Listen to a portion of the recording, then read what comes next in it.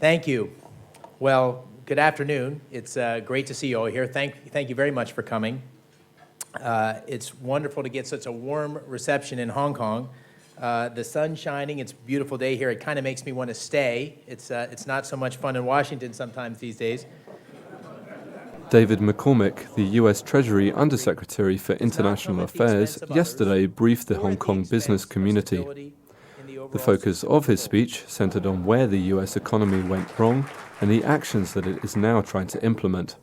These include the resistance to protectionist measures and an increase in liquidity consistently across the globe.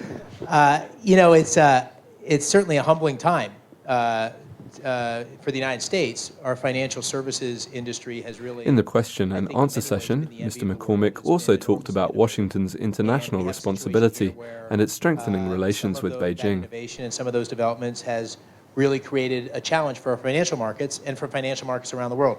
While I think it's fair to say that a lot of the uncertainty and risk we see and some of the challenges we see are not solely the province of the United States and U.S. regulators. There's certainly a significant portion of this that we need to take more than our responsibility for. And so we need to address this. We need to demonstrate leadership. That's what we're trying to do. Address that core problem and ensure that our financial markets stabilize, our institutions stabilize, and we come out of this storm in a way that ultimately makes our financial sector and our economy more competitive and prosperous as it has been in the past. And when we talk to regulators in China and around the world and policymakers, the point I try to make is, we've learned some valuable lessons.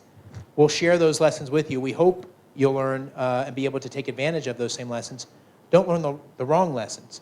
So I pointed to some of the things we've learned, but that's different than thinking that liberalization, opening up the market, creating competition, and creating a viable financial services sector that allows China to address some of its own domestic imbalances and creates a vibrant engine of growth for China, that need not be at odds with learning the lessons from our recent turmoil in the United States and making sure you don't repeat the same mistakes.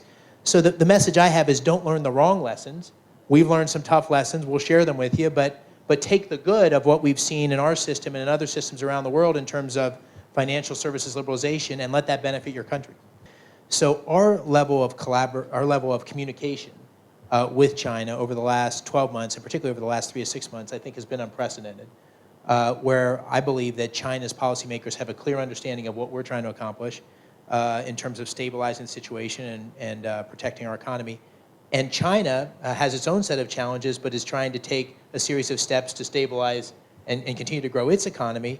And we have an alignment of interest where China's success and growth is very much in the interest of the United States and vice versa. And so I would say that in that regard, the communication has never been stronger, and China's acted in a very responsible way throughout the last 12 months, and I think that communication will continue.